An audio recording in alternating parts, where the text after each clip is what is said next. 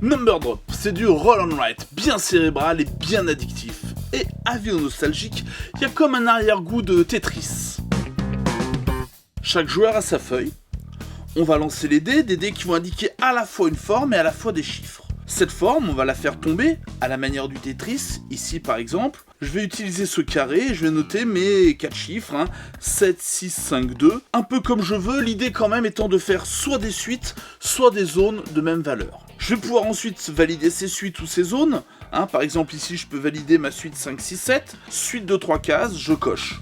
Et ça me permettra en fin de partie de marquer des points. La différence avec beaucoup de roll and write, c'est le côté très interactif. En effet, quand j'arrive à cocher mes 2 cases, les 2 cases 4 par exemple, une zone de 4 de même valeur et une suite de 4, je vais pouvoir sélectionner le drop B. Le drop B, ce sera cette forme que je vais pouvoir envoyer dans la feuille des autres joueurs et ainsi pourrir leur grille. Les autres joueurs seront obligés de faire tomber cette forme, marquer des petits X qui les empêcheront de noter des valeurs ultérieurement.